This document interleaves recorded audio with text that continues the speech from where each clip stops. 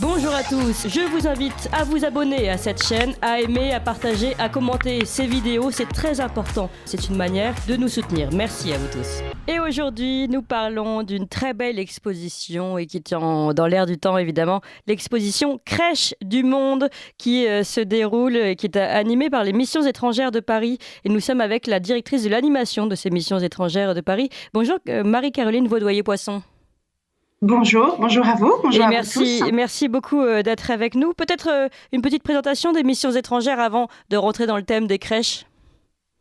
Une petite brève présentation. Alors, les Missions étrangères de Paris est un séminaire de prêtres qui existe depuis plus de 360 ans. Et qui envoie encore aujourd'hui des prêtres évangéliser l'Asie. Les Missions étrangères de Paris sont sur la zone géographique asiatique et l'océan Indien. Donc les pères MEP sont présents dans 13 pays d'Asie pour évangéliser et créer des diocèses locaux. Et donc, vous avez ouvert les portes de cette exposition Crèche du Monde. Alors, quelle crèche aujourd'hui vous présentez ?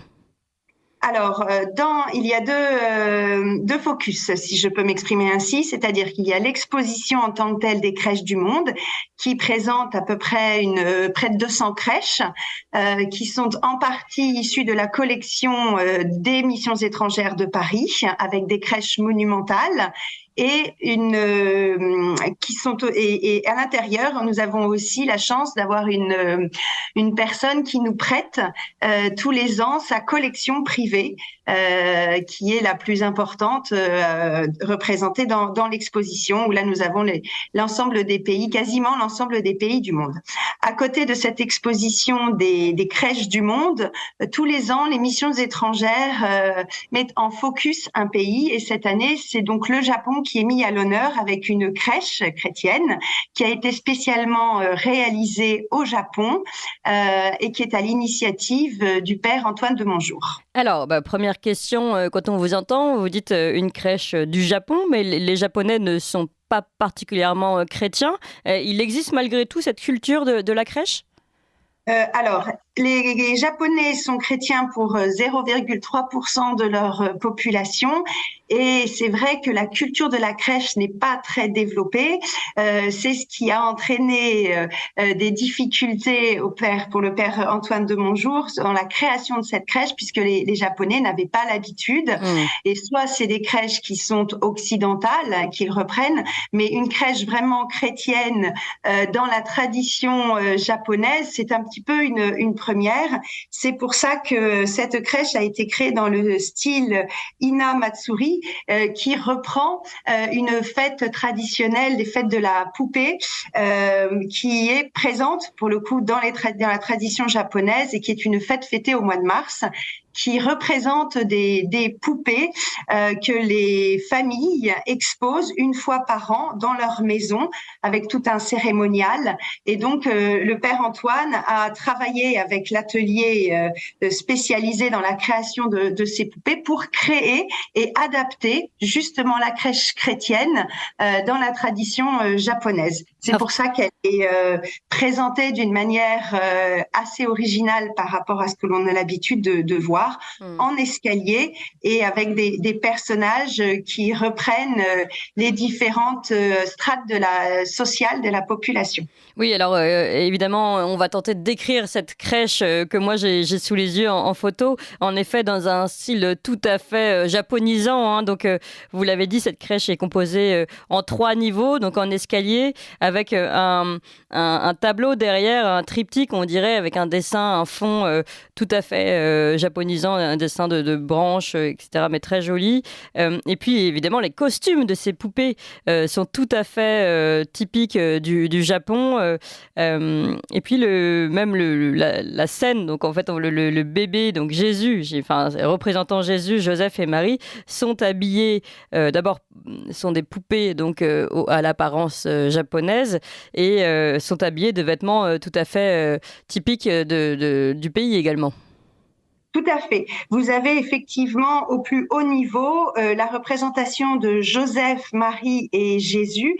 Jésus qui n'est pas présenté en tant qu'enfant, mais en tant que nourrisson, mais en tant que grand enfant. Et ils sont représentés avec les costumes traditionnels, le kimono traditionnel japonais. Et tous les costumes de cette crèche sont faits sur mesure pour les poupées en soie. Donc, il y a eu un réel travail de recherche en termes de tissu pour reproduire et se rapprocher le plus des éléments de la crèche traditionnelle chrétienne catholique occidentale. Les personnages de Joseph, Marie et Jésus sont les plus importants, donc ils sont au niveau supérieur. Les rois mages sont représentés comme les hauts dignitaires de la société japonaise, donc ils sont au niveau intermédiaire. Eux aussi sont représentés dans les kimonos traditionnels. Et puis au dernier niveau, vous avez l'évocation de la société japonaise avec la représentation. Alors, il n'y a pas de berger dans la tradition japonaise, donc c'est les différents corps de métier qui sont représentés, notamment le boulanger, le musicien et le troisième, le jardinier. Voilà, c'est pour se rapprocher et faire vraiment une crèche sous le signe de l'inculturation. Et cette notion d'inculturation est dans l'ADN missionnaire, dans l'ADN des missions étrangères de Paris. Donc, inculturation, j'imagine, qui s'approprie la culture du pays. Tout à fait. Voilà. L'idée n'étant pas d'imposer son modèle, d'imposer l'Occident, mais au contraire de se nourrir des traditions, de la culture, du spirituel aussi local, et à travers ces éléments, bien évidemment, de diffuser un message chrétien et catholique. Alors, c'est très intéressant. On va revenir sur ce concept d'inculturation. Peut-être pour finir sur cette crèche, donc préciser que donc le petit Jésus qui a une apparence ici japonaise avec le visage très pâle, la coupe de cheveux, on va dire, assez typique. Surtout, il se tient debout, comme vous l'avez précisé. Et ça, c'est toujours dans cette idée d'inculturation. C'est assez proche des représentations classiques du Bouddha qui, même à sa naissance, est représenté comme étant debout. Finalement, là, on voit vraiment ce principe d'inculturation, de mélange, on va dire, des cultures. Exactement, et c'est reprendre aussi les éléments effectivement du bouddhisme avec la représentation classique du Bouddha qui, à sa naissance, est montré effectivement debout, faisant un pas dans les 7 directions, c'est-à-dire prenant possession du monde et à une main levée vers le ciel et l'autre étendue vers la terre. Donc là, ils ont aussi repris ces éléments puisque nous, généralement, Jésus est représenté nouveau-né et c'est le monde qui vient à lui, et donc là, au contraire, c'est une évocation où le Jésus est ouvert et dirigé vers le monde. Alors, à préciser, tout à l'heure, je parlais de ce panneau qui se trouve derrière, en fond de cette crèche. Donc, il s'agit d'un panneau traditionnel de cerisier en fleurs, qui d'habitude est de cerisier en fleurs, mais là, qui est remplacé par des pins sur fond vert-gris, qui, justement, est cette évocation de l'hiver, comme nous le voyons, c'est-à-dire, comme nous pourrions le voir ici sous la neige, etc. Et puis, eux, ils ont cette évocation par la branche de pin. Tout à fait, c'est-à-dire que dans les représentations et les créations de ces fameuses Hinamatsuri, vous avez des panneaux fleuris, des panneaux végétaux qui reprennent effectivement les cerisiers traditionnels japonais. Et donc là, l'atelier, en concertation avec le père Antoine, a décidé de faire une évocation du temps de l'hiver et donc de remplacer ce cerisier par des pins sur fond gris perle pour évoquer l'hiver et encore une fois pour faire ce mélange et cette absorption complète des deux cultures. Alors, à ce sujet, d'abord, on va élargir un petit peu, parler des autres crèches. Vous dites qu'il y a 200 crèches en tout qui sont présentées. On ne va pas parler de tous les pays, évidemment. À chaque fois, c'est le même principe, c'est-à-dire que les représentations se font aussi en fonction de la coutume locale. Les figurines prennent le visage également de la région. Oui, tout à fait. Les crèches qui sont présentes dans l'exposition des crèches du monde. Donc, nous avons voulu mettre en avant le patrimoine des missions étrangères en représentant les crèches monumentales qui sont habituellement présentées dans la cour. Et ces grandes crèches, nous avons la Birmanie, le Cambodge, le Vietnam.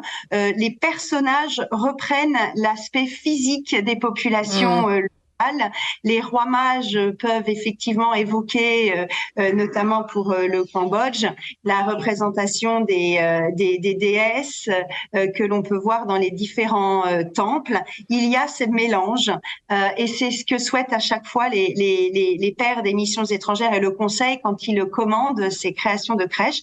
Pour la Corée, nous avons une crèche qui fait à peu près 5 mètres carrés et qui représente vraiment, alors bien sûr la Sainte Famille et la Nativité, mais qui est cette scène est posée au milieu de l'évocation et de la représentation d'un village typique coréen. Ah oui, c'est très intéressant. Donc toujours le même principe, c'est-à-dire qu'il y a un mélange finalement presque, j'allais dire du païen, en tout cas du folklore, de la culture traditionnelle locale, avec le religieux qui s'imprègne du local. Est-ce que finalement on peut dire la même chose également de chez nous? Est-ce que c'est la même chose? Est-ce qu'il y a ce mélange entre, on le sait par exemple, la date de la fête de Noël est alignée quasiment avec le solstice. Il y a toujours ces alignements entre les fêtes païennes et les fêtes religieuses. Finalement, c'est toujours la même chose, vous croyez, que la religion vient s'installer sur un socle déjà installé d'une autre envergure, plus folklorique? La religion est comprise effectivement quand les populations ont les populations arrivent à adapter leurs traditions et comprennent que au travers de leur tradition, le message chrétien peut aussi être entendu. En fait, c'est tout à fait juste que la population est beaucoup plus réceptive quand elle voit qu'il y a cet amalgame au sens noble du terme et cette diffusion à l'intérieur de ces traditions. Mais est-ce qu'il n'y a pas de risque également de dévoiement du message religieux à force de vouloir s'adapter à une culture qui ne reconnaît peut-être pas entièrement, enfin, ou qui ne comprend pas le message dans son entièreté? Je ne sais pas, hein, si on prend la crèche japonaise, par exemple, ce bébé debout, un peu assimilé à Bouddha par moment, est-ce que ça ne pose pas des questions également? On a eu cette remarque effectivement sur la crèche japonaise. Maintenant, il y a une explication, il y a une lecture qui est faite et l'idée est ce n'est pas d'imposer, mais c'est aussi de faire comprendre. Les chrétiens japonais comprennent cette crèche. Le public qui vient pour le coup aux missions étrangères a cette lecture possible. Le père Antoine, justement, a expliqué aussi tout le processus de création avec cet atelier qui n'avait pas l'habitude. C'est pour ça que cette crèche a mis 2 ans à voir le jour. À partir du moment où vous êtes dans le dialogue, sans imposer, il y a toujours quelque chose de positif qui ressort et où les cultures et les religions se comprennent. Comment est acceptée aujourd'hui la religion chrétienne au Japon? Alors, je suis pas spécialiste de la question. Il faudrait poser plus la question au père Antoine de Monjour qui est revenu récemment du Japon et après y avoir passé 20 ans. Les chrétiens sont toujours présents, donc ils sont, le vivier est toujours là, le diocèse vit. Donc, je crois qu'il n'y a pas. Vous ne savez pas si c'est plutôt une tendance à diminuer ou au contraire à s'étendre? Non, je crois que là-dessus, c'est assez stable. Régulier, oui. D'accord. Alors, une question encore pour nos auditeurs qui nous écoutent, tout simplement. Quand se déroule cette exposition et où vous trouvez? Parce que tout le monde ne connaît pas forcément les missions étrangères de Paris. Alors, nous sommes donc à Paris, dans le 7e arrondissement. Nous sommes 128 rue du Bac. Cette exposition donc a été ouverte à partir de la fin novembre, correspondant au premier dimanche de l'Avent, et elle se poursuit jusqu'au 8 janvier, date de l'Épiphanie. Cette exposition est est visible en entrée libre. Et ça, nous mettons un point d'honneur à rester sur cette accessibilité à tous. Donc, en entrée libre, de 10h à 18h, du mardi au samedi. D'accord. Et donc, voilà. c'est une double exposition, comme nous l'avons précisé. Cette crèche du Japon qui est vraiment, qui était le résultat d'un travail de 2 ans, comme vous l'avez déjà expliqué, et qui est très belle et très intéressante à voir. Et également, les 200 crèches, les 200 autres crèches qui font partie de votre collection, enfin de la collection de la mission étrangères. Et là, j'imagine que ça doit être fabuleux aussi de voir toutes ces crèches si différentes, si riches, colorées, de façon différente. Exactement, c'est-à-dire qu'on a la chance de pouvoir présenter des crèches du monde. Vous avez des crèches qui sont réalisées en jade, quand on sait la difficulté de sculpter cette pierre. On a des crèches qui viennent d'Ukraine, de Pologne, du Sénégal, et à chaque fois, effectivement, on a ces éléments locaux que les artistes ont souhaité intégrer dans la représentation, que ce soit végétale, puisque vous n'aurez pas de sapin, mais vous aurez des baobabs, vous aurez des palmiers. Les animaux aussi, parce qu'on note d'ailleurs une petite précision pour la crèche du Japon, par exemple, là, ce sont des chevaux, d'ailleurs l'un des deux est très joliment paré, mais on n'a pas ici de dromadaire ou de chameau qui vient accompagner les rois mages. Tout à fait, de même que dans certains pays, vous ne trouvez pas effectivement l'âne, le bœuf, mais vous avez les animaux traditionnels. C'est aussi la richesse alors, par la exemple, diversité. pour l'âne et le bœuf, ils peuvent être remplacés par quel animal, par exemple, dans les crèches Alors, vous avez, comme on l'a précisé pour la crèche du Japon, Les chevaux. les chevaux, effectivement. Pour la crèche du Sénégal, vous avez des vaches, alors que ça peut s'apparenter, mais très faméliques, effectivement. Dans la crèche de Naples, il n'y a pas d'animaux. Voilà, on a une crèche pour le coup qui est très extrêmement baroque, mais les animaux ne sont pas présents. De mémoire, vous avez aussi, sans vouloir me tromper, parce que je les connais. Il y en a quand même un certain nombre. Il y a quand même un certain nombre. Vous avez des évocations de singes ou en tout cas d'animaux de la savane. Ah oui, ça c'est vraiment original en effet. Donc c'est assez original et c'est à découvrir, à redécouvrir. Il faut du temps puisqu'en fait vous avez des toutes petites crèches, notamment les crèches mexicaines qui font la taille d'un œuf. Ah oui, c'est ce que je voulais vous demander justement sur la taille, comment elles évoluent en fonction des pays.